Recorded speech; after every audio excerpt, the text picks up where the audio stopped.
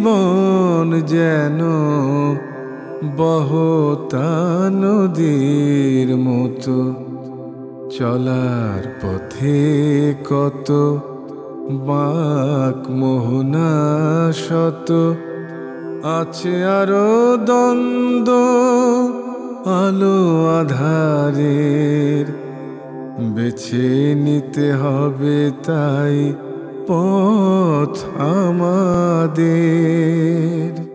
আসসালামু আলাইকুম ওয়া রাহমাতুল্লাহি ওয়া বারাকাতুহু।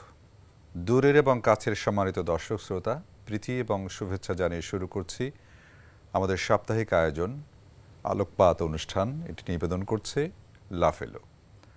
দর্শক, আজকে আমরা আলোচনা করব বান্দার দায়িত্ব। এই চমৎকার বিষয়ের, গুরুত্বপূর্ণ এই বিষয়ের উপরে আলোচনা করার জন্য স্টুডিওতে উপস্থিত রয়েছেন প্রখ্যাত আলেমে দ্বীন ডক্টর মোহাম্মদ শেখ রফিকুল ইসলাম আল মাদানী। আসসালামু আলাইকুম রহমতুল্লাহি তাআলা ওয়া বারাকাতুহু। যে শেখ, আপনার কাছে আমাদের যে আজকের বিষয়, প্রথমেই যদি জানতে চাই যে বান্দার পরিচয়, এই বিষয়ে যদি বলতেন শুরুতেই।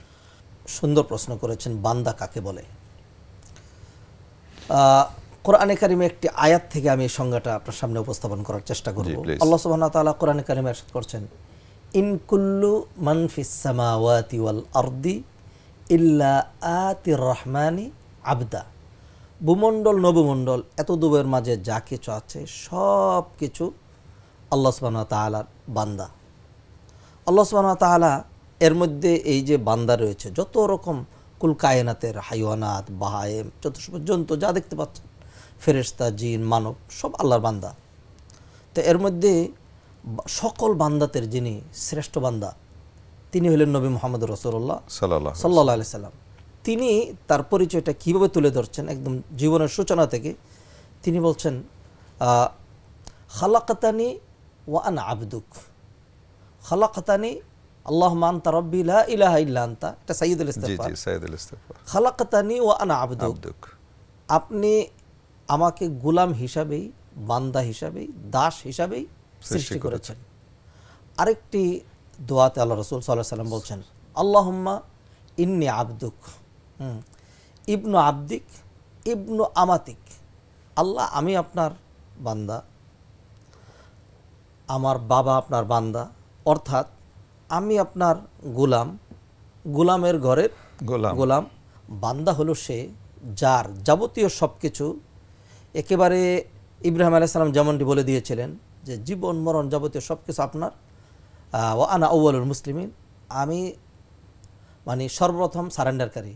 অর্থাৎ কোনো রকম, ফার্সিতে বলে চুঁ চেরা, কি কেন, হাউ অ্যান্ড হোয়াই, এই প্রশ্ন ছাড়া আল্লাহ সুবহানাহু ওয়া তাআলার পক্ষ থেকে যাবতীয় যত দায় দায়িত্ব, মাসউলিয়াত, রেসপন্সিবিলিটি, যত করণীয় কাজ আমাদের উপর আল্লাহ সুবহানাহু ওয়া তাআলা দায়িত্ব দেবেন, এটি কোনো প্রশ্ন করা ছাড়া আমার পক্ষ থেকে যে আমার একটা স্বাধীনতা আছে এরকম কোনো কিছু না, বিনা শর্তে মেনে নেওয়ার নাম হলো মানে বন্দিগি। আর যে এটা মেনে নেয় সে হলো বান্দা, যেটিকে কোরআনের ভাষায় বলা হয়, হাদিসের ভাষায় বলা হয় আবদ, আর সেখান থেকেই আরবিতে শরিয়ার পরিভাষায় বলা হয় ইবাদত, উর্দু, ফার্সি, বাংলায় আমরা বলে থাকি বান্দা, বন্দিগি। অতএব বান্দা হলো আল্লাহ সুবহানাহু ওয়া তাআলা যত সৃষ্টি করেছেন সব সৃষ্টি আল্লাহর বান্দা। দলিল হলো ইন কুল্লু মান ফিস সামাওয়াতি ওয়াল আরদি ইল্লা আতির রহমানি আবদা। আর এই বন্দিগিটা, বান্দা যেই কাজটা করবে, এই কাজটা যে করে সে হলো প্রকৃত বান্দা। যদিও সবই এমনি তো সৃষ্টির মধ্যে যা সৃষ্টি আছে সবই প্রকৃত আল্লাহর বান্দা, কারণ ফেরেশতারা এক মানে জাররা পরিমাণ, অ্যাটম পরিমাণ আল্লাহর অবাধ্য হয় না। লা ইয়াসুন আল্লাহ মা আমারহুম। আল্লাহ সুবহানাহু ওয়া তাআলা কোরআনে ইরশাদ করেছেন, কুল্লুন ক্বাদ আলিমা সালাতাহু ওয়া তাসবিহা, প্রতিটা সৃষ্টি, এর আগেই বলেছি প্রতিটি সৃষ্টি আল্লাহর বান্দা, তারা তাদের সালাত, তারা তাদের তাসবিহ শিখে নিয়েছে। তুসাব্বিহু লাহুস সামাওয়াতুস সাবউ ওয়াল আরদু ওয়া মান ফিহিন্না, শুধুমাত্র প্রকৃত শব্দটা অ্যাপ্রোপ্রিয়েট হয় না দুটো সৃষ্টির ক্ষেত্রে, একটা হলো মানব, আরেকটা হলো দানব, জিন এবং ইনসান। এদের মধ্যে যারা নাকি এই আল্লাহ সুবহানাহু ওয়া তাআলা যেই কাজের জন্য সৃষ্টি করলেন এটা যারা মেনে নেয় তারা প্রকৃত বান্দা। আর যারা এখানে আমিত্ব, নেতৃত্ব, বড়ত্ব, কর্তৃত্ব, স্বাধীনতা যারা এটা মনে করে, অথবা শয়তানের পদাঙ্ক যারা অনুসরণ করে, আল্লাহ সুবহানাহু ওয়া তাআলার দেয়া সেই রেসপন্সিবিলিটি, মাসউলিয়াতকে প্রত্যাখ্যান করে, তারাও আল্লাহর বান্দা সৃষ্টিগত দিক থেকে, কিন্তু প্রকৃত অর্থে মেনে নেওয়ার দিক থেকে তারা বান্দা নয়। কোরআনে কারীম আল্লাহ সুবহানাহু ওয়া তাআলা বললেন, ওমা কানা লিমুমিনিন ওয়ালা মুমিনাতিন ইযা কাদাল্লাহু ওয়া রাসূলুহু আমরান আন ইয়াকুনা লাহুমুল খিয়ারাতু মিন আমরিহিম। কোনো মুমিন মুমিনা নর নারীর জন্য এটি হতেই পারে না যে আল্লাহ সুবহানাহু ওয়া তাআলার পক্ষ থেকে এবং নবীজির পক্ষ থেকে কোনো বিধান এসছে, তারপরে সে বলবে আন ইয়াকুনা লাহুমুল খিয়ারাতু মিন আমরিহিম, আমারও তো একটা স্বাধীনতা আছে। অতএব এই ধরনের কোনো স্বাধীনতা নেই। আল্লাহ সুবহানাহু ওয়া তাআলা আমাদেরকে যাবতীয় যা দিয়েছেন সেটি উপযোগী, এমন নয় যে সেটি মেনে নেওয়ার মধ্যে আমার কোনো অকল্যাণ রয়েছে। বরং যখন আমরা সেটিকে প্রত্যাখ্যান করি, প্রত্যাখ্যান করে আমাদের মতো করে জীবন পরিচালনা করার চেষ্টা করি, তখনই আমাদের জীবনে অশান্তি নেমে আসে। সত্যিকার অর্থে প্রকৃত বান্দা হওয়ার উপায় কি, এটা যদি একটু বলতেন। আল্লাহ সুবহানাহু ওয়া তাআলা বান্দার জন্য কিছু দায় দায়িত্ব দিয়ে দিয়েছেন, রেসপন্সিবিলিটি দিয়ে দিয়েছেন। এটি যখন সে আঞ্জাম দিতে পারবে তখনই সে প্রকৃত বান্দা হতে পারবে। আল্লাহ সুবহানাহু ওয়া তাআলা সেই কথা কোরআনে বিভিন্নভাবে বললেন। যেমন ধরুন প্রসিদ্ধ একটি আয়াত, যেটি মোটামুটি প্রতিটা মুসলিম জানার কথা, ওমা খালাকতুল জিন্না ওয়াল ইনসা ইল্লা লিয়াবুদুন, আমি জিন এবং ইনসানকে আমার ইবাদতের জন্য সৃষ্টি করেছি। এই যে ইবাদত, একটু পূর্বে আমি বলেছি, এই যে ইবাদত এটিকে আমরা বলি বন্দিগি, অথবা ইন অ্যানাদার ওয়ার্ড আমরা বলতে পারি যে this is the responsibility of the slave and servants. এটি আমাদের কিন্তু দায় দায়িত্ব। আরবিতে বলা হয় আবদ, ইবাদত, উর্দু, ফার্সি, বাংলা আমরা বলি বান্দা, বন্দিগি। আল্লাহ সুবহানাহু ওয়া তাআলা এটি একেবারে আমাদের জীবনের শুরু থেকে শেষ পর্যন্ত এটিকে সুন্দর করে সাজিয়ে দিয়েছেন। প্রতিটা সেক্টরের জন্য, প্রতিটা মানুষের জন্য, টপ টু বটম, কাউকে এখান থেকে ছাড় দেওয়া হয় নাই। পিরিয়ড সহ যাবতীয় সব কিছু কত দিন পর্যন্ত করা লাগবে সব আল্লাহ সুবহানাহু ওয়া তাআলা বলে দিয়েছেন। নবী মুহাম্মদ রাসূলুল্লাহ সাল্লাল্লাহু আলাইহি সাল্লাম একটি হাদিসের মধ্যে ইরশাদ করছেন, কুল্লুকুম রাঈন ওয়া কুল্লুকুম মাসউলুন আন রাইয়াতিহি, তোমাদের প্রত্যেককেই দায়িত্ব দিয়ে প্রেরণ করা হয়েছে, আর এই দায়িত্বের ব্যাপারে you will be asked about your responsibility in the day of judgement. আল্লাহ সুবহানাহু ওয়া তাআলা যখন বলবেন stop here, you have to reply 4 questions, লা তাজুলু কদামা আবদিন হাত্তা ইউসআল আন আরবা।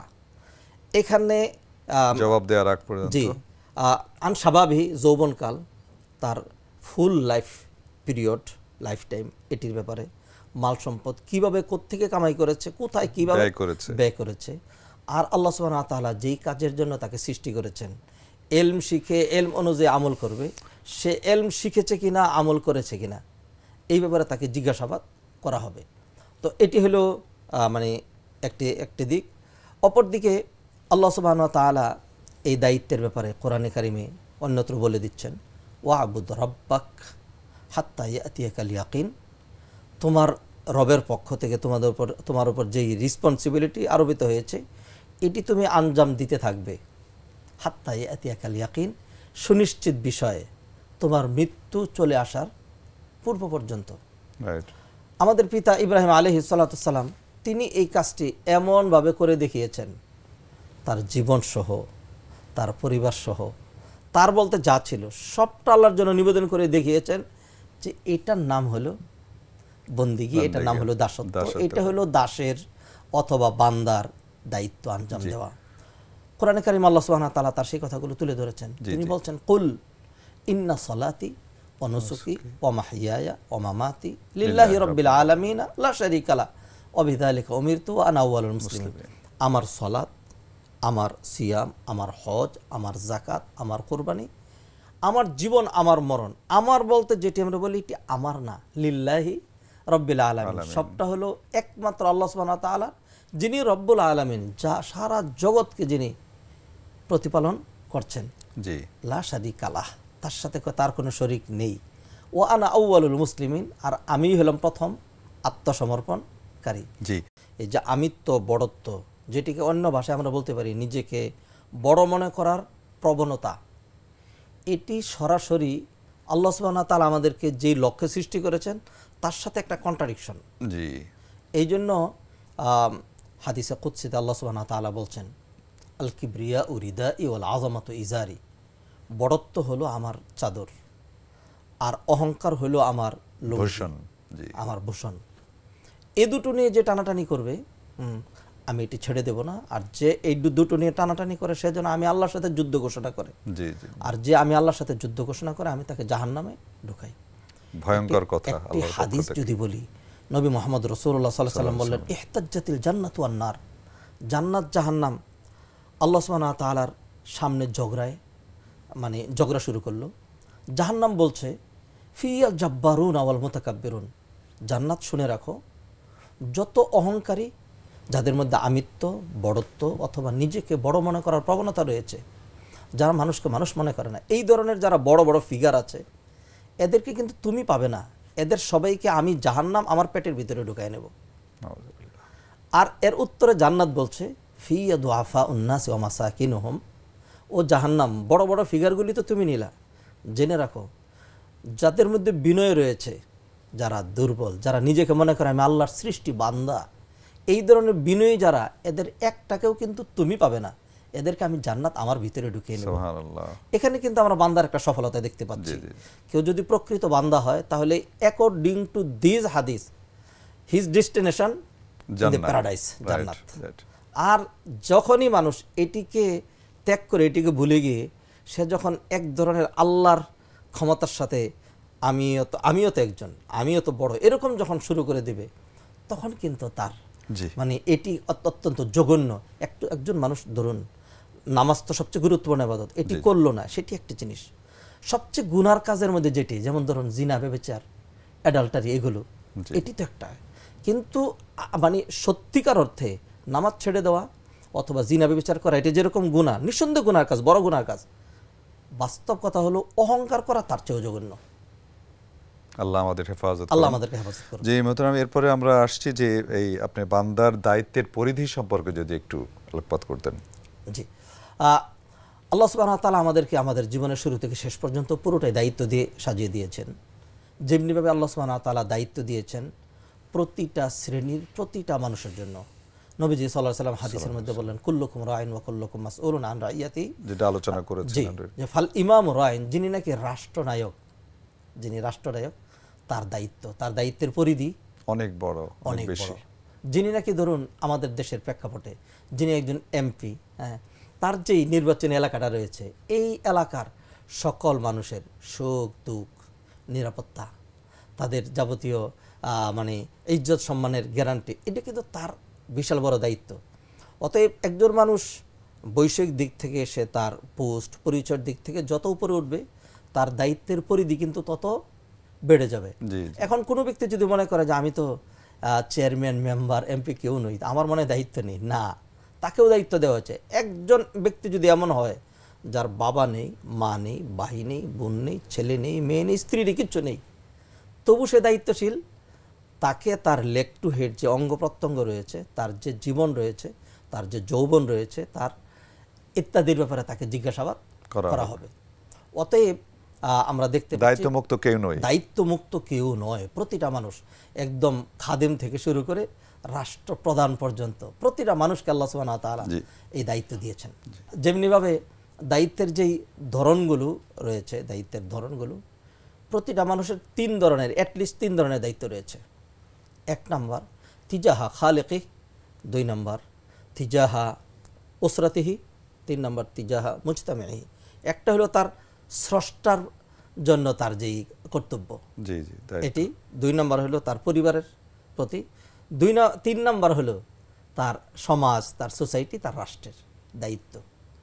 আমি একটি দেশে বসবাস করব, এই দেশের কিছু দায়িত্ব আমার উপর বর্তাবে না? অবশ্যই, অবশ্যই। তো আল্লাহ সুবহানাহু ওয়া তাআলার যে দায়িত্ব, এটি তো is so wide and broad. আমরা দুটো পয়েন্টে নিয়ে আসতে পারি।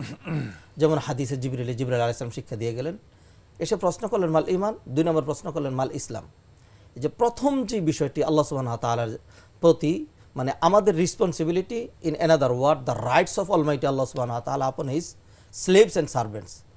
যদি যেটি আপনার রাইট সেটি হলো আপনার রেসপন্সিবিলিটি, আর যেটি আমার রাইট সেটি আপনার রেসপন্সিবিলিটি। তা আল্লাহ সুবহানাহু ওয়া তাআলার যেটি অধিকার, যেই অধিকার বাস্তবায়নের জন্য তিনি আমাদেরকে সৃষ্টি করলেন, যেটি আমাদের রেসপন্সিবিলিটি, দায়িত্ব, দুই ভাগ, এটাকে দুই ভাগে আমরা ভাগ করতে পারি। একটি হলো যে ঈমান সংক্রান্ত অথবা আকীদা সংক্রান্ত, আল্লাহ সুবহানাহু ওয়া তাআলার সুভেরেনিটি, এটা মেনে নেওয়া, সর্বময় ক্ষমতার অধিকারী আল্লাহ সুবহানাহু ওয়া তাআলা, ইবাদতের জন্যই তিনি আমাদেরকে সৃষ্টি করেছেন, তার কোনো শরীক নেই। তিনি যা বিধান দিবেন সেটা আমাদেরকে অক্ষরে অক্ষরে মেনে নিতে হবে। স্রষ্টাও তিনি, নিয়ন্ত্রণকর্তাও তিনি, ইজ্জত সম্মান জীবন মরণ সব কিছু আল্লাহ সুবহানাহু ওয়া তাআলার কাছে। অথবা যদি সহজ ভাষায় বলি, তাওহীদ, তাওহীদ, শিরিক মুক্ত সহি স্বচ্ছ আকীদা, এটি হলো আল্লাহ সুবহানাহু ওয়া তাআলার 1 নম্বর অধিকার, যেটি বান্দার 1 নম্বর দায়িত্ব। 2 নম্বর হলো এই ঈমান আনার পরেই আল ইসলাম। নবীজি সাল্লাল্লাহু আলাইহি ওয়াসাল্লাম যেমন হাদিসে শিক্ষা দিলেন, ইসলাম হলো আন তুকিমাস সালাহ ওয়া তুতিয়াজ যাকাত, যে সকল ইবাদতের জন্য আল্লাহ সুবহানাহু ওয়া তাআলা আমাদেরকে সৃষ্টি করেছেন, যেটা আল্লাহর অধিকার, সালাত কায়েম করা, হজ পালন করা, কোরআন তেলাওয়াত করা, ভালো কাজ করা, সত্য কথা বলা, এই ধরনের কাজগুলো, এটা হলো আল্লাহ সুবহানাহু ওয়া তাআলার সাথে। 2 নম্বর যে বিষয়টি, একটা মানুষের দায়িত্ব রয়েছে তার পরিবারের প্রতি। পরিবারের তো বিভিন্ন রকম সেক্টর রয়েছে, আমরা 3টা ভাগে যদি ভাগ করি। 1 নম্বর হলো যার মাধ্যমে সে দুনিয়াতে এসছে, তার পিতামাতা। কোরআনে কারিমে আল্লাহ সুবহানাহু ওয়া তাআলা বললেন, ওয়াসাইনাল ইনসানা বিওয়ালিদাইহি ইহসানা, আমি মানুষের উপর ফরজ করেছি যে তারা তার পিতামাতার সাথে সদাচরণ করবে, ভালো আচরণ করবে। অন্য আয়াতে বললেন ওয়াকাদা রাব্বুকা, এটা আল্লাহ সুবহানাহু ওয়া তাআলার চূড়ান্ত ফয়সালা। জি, আল্লাহ তা'বুদু ইল্লা ইয়্যাহু বিল ওয়ালিদাইনি ইহসানা, আল্লাহ ছাড়া অন্য কারো ইবাদত করতে পারবে না, আর পিতামাতার সাথে সদাচরণ করতেই হবে। এটি হলো একটি পিতামাতার বিষয়টি। নবীজি সাল্লাল্লাহু আলাইহি ওয়াসাল্লাম খুব সহজ করে বলে দিয়েছেন, হুমা জান্নাতুকা ওয়া নারুকা, সুবহানাল্লাহ, পিতামাতা হলো তোমার জান্নাত এবং তোমার জাহান্নাম। যতক্ষণ পর্যন্ত কোরআন সুন্নাহ মোতাবেক হবে, ভালো বিষয় হবে, ততক্ষণ পর্যন্ত পিতামাতার আদেশ মানতেই হবে। 2 নম্বর যেটি মানে পরিবারের গুরুত্বপূর্ণ অংশ হলো স্বামী এবং স্ত্রী। যদি পুরুষ হয়ে থাকে তাহলে তার স্ত্রীর সাথে সদাচরণ করা। এমন নয় যে আমি যেহেতু স্বামী, সে আমার অধীনস্থ, আমি যেমনি খুশি, আমি শুধু তার কাছে হাসি চাবো আর আমি তার উপর শুধু পাওয়ার খাটাবো, এমনটি তো আল্লাহ সুবহানাহু ওয়া তাআলা বিধান দেন নাই। এমন মোরালগিরি করতে আল্লাহ পাঠান নাই স্বামীকে। অতএব কোরআনে আল্লাহ সুবহানাহু ওয়া তাআলা কি সুন্দর করে বলে দিলেন, ওয়ালাহুন্না মিসলুল্লাযী আলাইহিন্না বিল মারুফ আশিরুহুন্না বিল মারুফ, তাদের সাথে কোরআন সুন্নাহ মোতাবেক জীবন যাপন করবে। as you deserve your rights upon them, they also deserve their rights upon you.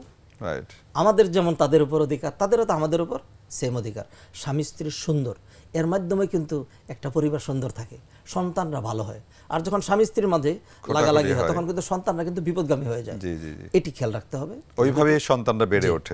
3 নম্বর যে পয়েন্টটি, সেটি হলো যে সন্তানাদি যারা আসে, সন্তানাদির অধিকারের মধ্যে তো বিভিন্ন রকম সুন্দর নাম রাখা, তাকে আল্লাহকে চেনাতে হবে। 1 নম্বর আদব শিক্ষা দেওয়া, আদব শিক্ষা দিতে হবে, তাদেরকে সত্যিকার অর্থে মানুষ বানাতে হবে, তাদেরকে মানে এমন এডুকেশন দিতে হবে যেই এডুকেশনে একজন মানুষ জানোয়ার হয় না, একজন মানুষ যেন মানুষ হয়। আর যদি এমন হয় যে তাকে দুনিয়ার সব কিছু শিক্ষা দিলাম, কিন্তু তাকে জাহান্নাম থেকে বাঁচানোর যেই মানে ফরজ কর্তব্য আমার উপর ছিল, তাহলে তো আমি আমার দায়িত্ব আঞ্জাম দিলাম না। কোরআনে আল্লাহ সুবহানাহু ওয়া তাআলা কিন্তু এই সমস্ত কথাগুলো একটা আয়াতে নিয়ে আসছেন, ইয়া আইয়ুহাল্লাযীনা আমানু কু আনফুসাকুম ওয়া আহলিকুম নারা, ঈমানদাররা তোমরা তোমাদের নিজেদেরকেও জাহান্নাম থেকে বাঁচাও আর তোমাদের সন্তানদেরকেও বাঁচাও।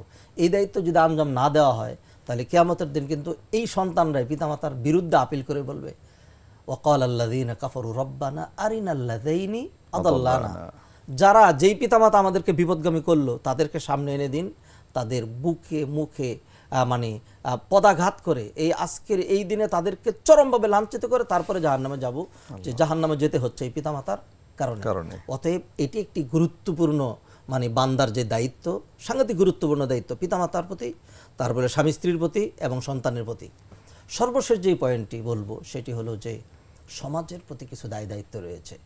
আমি একটা সমাজে থাকবো, এই সমাজে আমি বড় হব, আলো বাতাস গ্রহণ করব, এখানে আমি চাকরি করব, এখানে আমি উন্মুক্ত চলাফেরা করব, এই সমাজের কল্যাণের জন্য আমার কিছু দায়িত্ব নেই। সমাজটাকে বিভিন্ন ভাগে আমরা ভাগ করতে পারি। 1 নম্বরে যেটি চলে আসবে, সমাজে আমার প্রতিবেশী যারা রয়েছে তাদের হক আদায়। আপনি হাদিস তো জানেন যে প্রতিবেশীর হকের ব্যাপারে নবীজি সাল্লাল্লাহু আলাইহি ওয়াসাল্লাম বললেন, মাযালা জিবরিল ইউসিনি বিল জার হাত্তা যানানতু আন্নাহু সাইওয়ারিসুহু, জিবরিল প্রতিদিন এসে আমাকে বলে তোমার প্রতিবেশী এরকম করো সেরকম করো। আমার আশঙ্কা হচ্ছিল, না জানি আগামীকাল জিবরিল এসে বলে যে তোমার সম্পদের ইনহেরিটেন্স, তোমার সম্পদের মিরাস পাবে তোমার ওয়ারিস, না জানি এমনটা বলে দেয়। এখান থেকে কিন্তু সহজেই গুরুত্বটা বোঝা যাচ্ছে। জি, আল্লাহ সুবহানাহু ওয়া তাআলা একটি আয়াতের মধ্যে কোরআনে আল্লাহর হক, পিতামাতার হক, আত্মীয়স্বজন হক, প্রতিবেশী সবার হক নিয়ে এসেছেন। সূরা নিসার মধ্যে ওয়াবুদুল্লাহ ওয়ালা তুশরিকু বিহি শাইআ ওয়া বিল ওয়ালিদাইনি ইহসানা ওয়া বিযিল কুরবা ওয়াল ইয়াতামা ওয়াল মাসাকিনি ওয়াল জার, এই জার মানে প্রতিবেশী। তো প্রতিবেশীর হক এটি একটি। 2 নম্বর যারা আত্মীয় স্বজন রয়েছে, আত্মীয় স্বজন আজকে আমাদের সমাজে মানে এটা মানে আনফরচুনেটলি আমরা বলতে বাধ্য হচ্ছি, ভাই ভাই পর্যন্ত লাগালাগি হচ্ছে। ভাই বোনের মধ্যে মিল নেই, আত্মীয় স্বজনের মধ্যে সম্পর্ক নেই, কেউ কারো খোঁজ খবরও নেয় না। এমনটি তো নয়। যদি মানে মুসলিম হয় তাহলে সে তার সোসাইটিকে এইভাবে সাজাবে, তার বাড়ির চতুর্দিকে যে প্রতিবেশী রয়েছে এদের 3টা হক রয়েছে, না হয় 2টা, না হয় 1টা। যদি এমন হয় যে তার আশেপাশে যারা রয়েছে তারা তাদের আত্মীয় এবং মুসলিম, তাহলে তার 3টা হক, প্রতিবেশীর হক, আত্মীয়তার হক এবং মুসলিম হওয়ার হক। আর যদি এমন হয় যে আত্মীয় নয় তাহলে তার 2টো হক, মুসলিম হওয়ার হক এবং প্রতিবেশী হওয়ার হক। আর যদি এমন হয় আত্মীয় নয় আবার মুসলিমও নয়, তবু তার একটি হক রয়েছে। এমনিভাবে আমাদের সংক্ষিপ্ত করতে হবে, এমনিভাবে আমাদের রাষ্ট্রের, আমাদের দেশের কল্যাণের জন্য, এই দেশের উন্নয়নের জন্য, এই দেশকে সামনে এগিয়ে নেওয়ার জন্য, এই দেশের নিরাপত্তার জন্য আমাকে আপনাকে কাজ করতে হবে। এটাও কিন্তু আমাদের একটা রেসপন্সিবিলিটি বান্দা হিসাবে। জি, বান্দা হিসাবে। অসংখ্য ধন্যবাদ শেখ, জাযাকাল্লাহ খয়রান। চমৎকারভাবে বান্দার দায়িত্ব, বান্দাকে ইত্যাদি পরিচয় আপনি তুলে ধরেছেন। আল্লাহ রাব্বুল আলামিন আপনাকে উত্তম পুরস্কার দান করুন। জাযাকাল্লাহ খায়রান। জি, শুকরান। দর্শক শ্রোতা, এতক্ষণ যাবত আমরা বান্দার দায়িত্ব এই শিরোনামে চমৎকার আলোচনা শুনছিলাম আজকের সম্মানিত আলোচকের কাছ থেকে। তিনি চমৎকারভাবে বান্দার পরিচয় কি, বান্দার দায়িত্বের পরিধি, আমাদের ব্যক্তি, সমাজ, রাষ্ট্রের প্রতি যে বান্দার দায়িত্ব রয়েছে, সর্বপ্রথম বান্দা হিসেবে আল্লাহর যে হক, আল্লাহর প্রতি যে আমাদের দায়িত্ব রয়েছে, সেই বিষয়গুলো চমৎকারভাবে এই অল্প সময় তুলে ধরেছেন। আশা করছি এই আলোচনা থেকে আমরা আমাদের জীবনে আমল পরিবর্তন আনতে সক্ষম হব। আল্লাহ রাব্বুল আলামিন সেই তৌফিক আমাদের দান করুন। দর্শক, আমাদের অনুষ্ঠান আমাদের অনলাইনেও দেখতে পারেন। দেখতে লগ ইন করুন www.ntvbd.com। এছাড়া আমাদের ভেরিফাইড ফেসবুক পেজ এবং ইউটিউবে অনুষ্ঠান দেখতে পারেন। দেখা হবে ইনশাআল্লাহ আগামী কোনো অনুষ্ঠানে। সে পর্যন্ত আল্লাহ রাব্বুল আলামিন আপনাদের ভালো রাখুন, সুস্থ রাখুন, রাখুন নিরাপদে। আসসালামু আলাইকুম ওয়া রাহমাতুল্লাহি ওয়া বারাকাতুহু। চলার পথে কত বাঁক মোহনা শত, আছে আরো দ্বন্দ্ব আলো আধারের, বেছে নিতে হবে তাই পথ আমাদের।